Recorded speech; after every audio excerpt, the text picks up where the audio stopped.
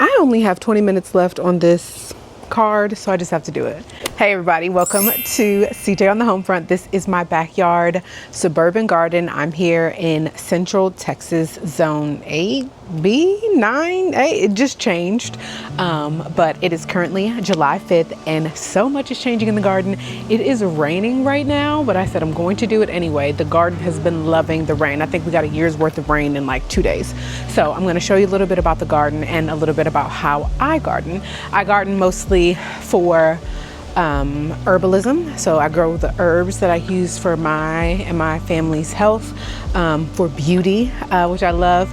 And when you grow with the herbs that you work with, they're even more special. You're tending to the plant, you're developing a relationship with it. You can put all your intentions, you know where it's coming from, you know that it's not been sprayed, all of the things. I also grow for beauty, and I also grow for culinary uses and like stuff that's too expensive that I couldn't afford in the store. Okay, it's starting to come down, so let's get into it. We have our in-ground bed. So this is just a suburban new build. So we tilled this area. We put down cardboard and then compost on top. Here in this container, I have a passion vine. I bought this from a lady on Facebook Marketplace. When I got it, it was like this tall, but now it's already starting to cover our fence and it's been blooming, and I harvested some and drank it. It knocked me out. It's so beautiful. The blooms aren't open right now. I don't know because they weren't pollinated. They really only flower for like a day. So if you don't catch it, and now because it's relatively new, I want to continue to cut the flowers so it encourages the plant to bloom, because I had one fall and I think it's because of that. But there are a lot of bugs and flies on it. I'm not sure why. But yeah, our trellis is some metal that goes along the fence. And this is my medicinal garden. So here I have some holy basil, some zinnias here for beauty. This is lemon balm, a herb that I use all the time. This has been in the garden for about 2 years. And this is yarrow, which is spreading. I bought it as a tiny plant from a man on Facebook Marketplace for like $8 a while ago. It had some blooms. I'm going to be making a hydrosol out of it soon, because I heard when you make yarrow into a hydrosol that it turns like a blue color. So more zinnias. This is holy basil when it has flowered, and it's one of the basils that do well and still taste good when it flowers and you want its flowers. Some rosemary here, and here. I use rosemary a lot for my hair and in our family hair. It's a great herb and tonic, hydrosols, teas, and culinary, so I want a lot of that. This is oregano. It's spreading. It was small, but now it's spreading. Rosemary, oregano, lemon balm, and yarrow. These are all perennials, so these will come back every year and continue to grow bigger. Here I have a watermelon vine. So watermelon is indigenous to Africa, and buying a big seeded watermelon in the store, trying to find that, it's hard to find and very expensive. So we live in a very, very hot climate, so watermelon grows well here. Here I have a lemongrass. It's grown so big. I love the way it looks in the landscape. I have one here as well as over here, which is a bit smaller, but you see this one is much larger. It has a little bit more sun, and it also got it at a time, but you can also propagate it. So you can propagate this and have a bunch, because they really make a big impact, I think, in the landscape if you had like 3 big bushes dictating the space. Okay, back to it. This is Roselle hibiscus. This is hibiscus tea, sorrel drink in the Caribbean, Hamasia in the Latin community. Really, really beautiful. Love that. I think these are 2 sunflowers. I just pulled 2 up somewhere else. thinking that they were weeds, but I think these are sunflowers, which I'm really excited to use for beauty, for height. They create shade. They can become a natural trellis as well. More holy basil. This is thyme. I use this a lot in my Caribbean cooking, and it's just so nice to have it outside. It's also antimicrobial, antibacterial, really great herb to have. This is okra. Now, I talk a lot about okra. I talk about how I don't like okra, but okra is indigenous to Africa, and it's so good for you. That sliminess, it's the mucilage or whatever. It really coats the gut. It's healing to the gut. It lubricates the body. So great to have in the summertime. You can put it in your smoothies and you won't taste it as much. I also saw a woman on TikTok. She used okra water to water her plants to seal in the moisture. So here, let me get under this thing while I tell you this story. So she cuts up the okra, puts it in a bucket, and it gets sort of slimy. It's gelatinous in a way, and that's sort of what people don't like about it. But after you water, it creates a barrier and traps in the moisture. And I grow it every year because I like keeping the seeds, and people who love okra. And it creates shade for my plants, and it's also another natural trellis. So things that I need to vine and climb up, I'll plant that around it, and so they can just grow together. Sort of like the indigenous practice of a Three Sisters garden in a way. So that's why I grow okra, even though I don't like it. Another rosemary here. Another sugar baby watermelon, another roselle hibiscus, another sunflower here. Something ate this. I'm not sure what did it. That's a zinnia over there. This is my sad rosemary plant. I don't know what happened to it. I tried to save it. I may have overwatered it. I don't know. This is my lemongrass, looking good. This is a turmeric plant that I bought from a lady on Facebook. It's easy to sprout your own, but she had it for $10 and I hadn't started mine. These are some really gorgeous orange zinnias. They're super beautiful. They're a little small, but I like them. There's a basil behind there. I tried to grow a lot of basil for basil tea. This is a sugar baby watermelon that I wanted to grow on this trellis that I got from Aldi for $7.99 that folds up flat. Here's another zinnia. So pretty. And I tried to grow some ginger up in here, but none of it popped up. My smallest lemongrass and another zinnia over here. This little corner area doesn't get as much sunlight.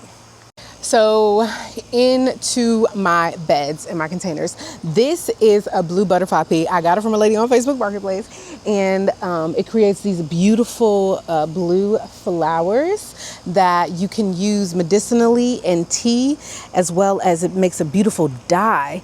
And the scientific name is clitora or something, and you can tell why. And when the pH changes, it changes color from blue to purple. I'll have to come back after it stops raining. Okay, I'm back and I'm soaking wet. I don't know if you can see, because when it started raining, I went through and I put a bunch of seeds in the ground. Since it's been raining like the past couple of days, I'm like, let me take advantage of the soil being moist and succession sow. So I succession sowed some zinnias, some sunflowers. That's all I got to before it started getting crazy. But also, I prune. This is the first year I've pruned my plants.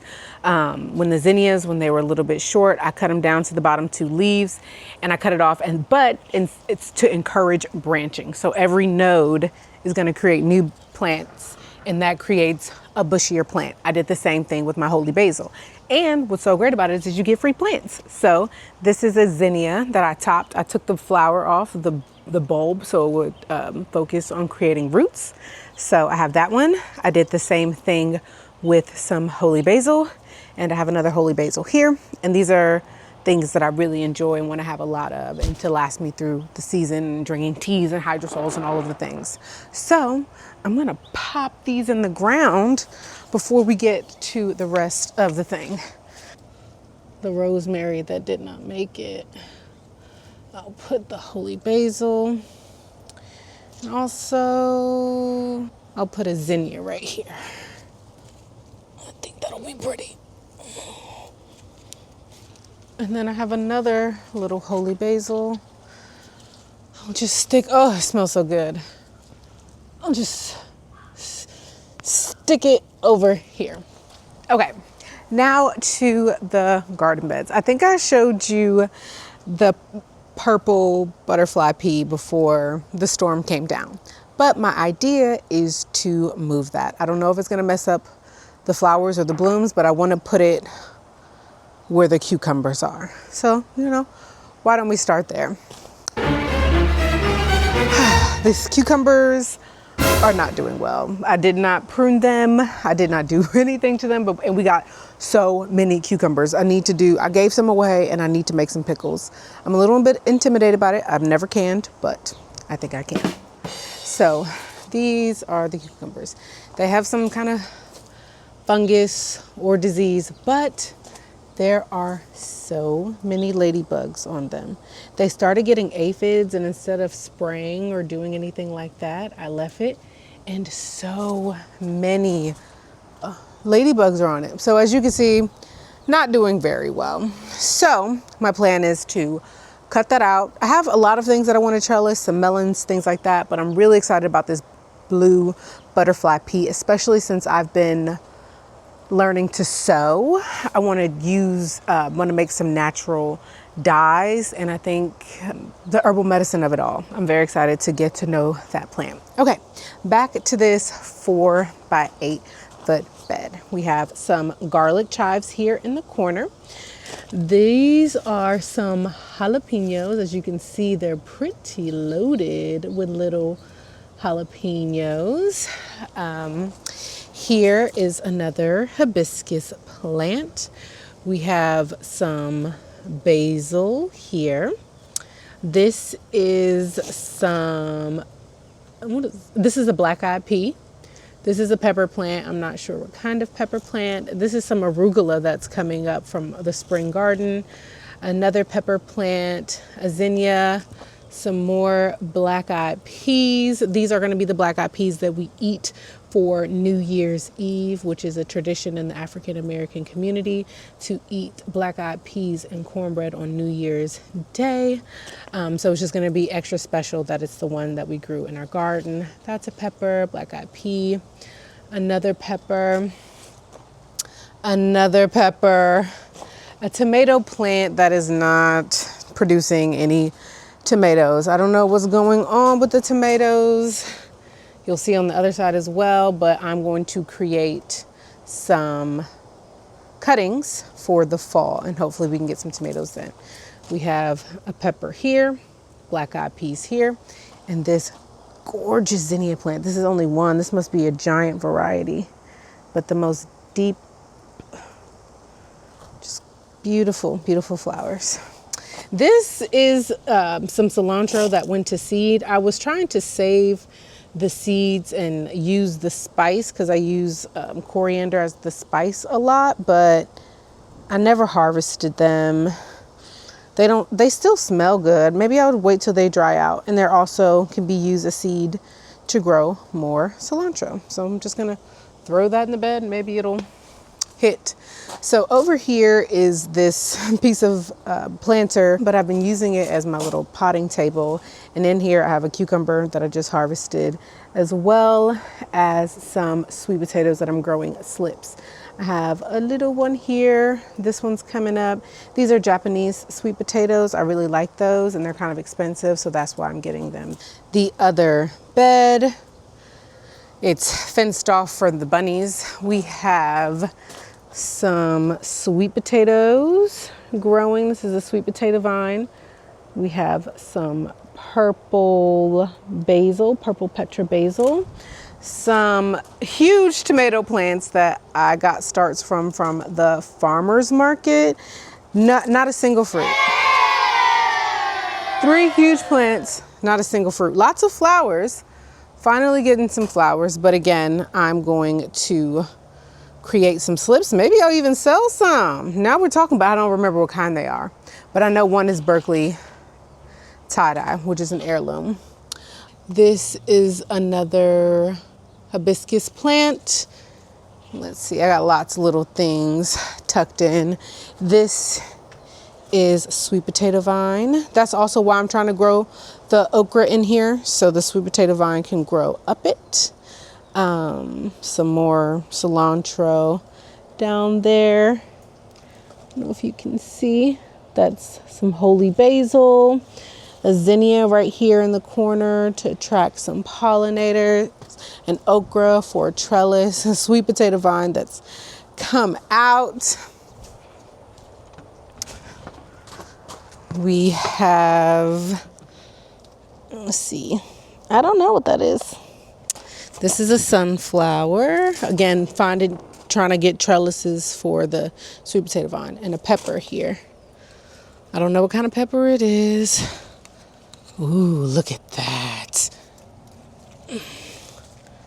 So beautiful. And another one over here.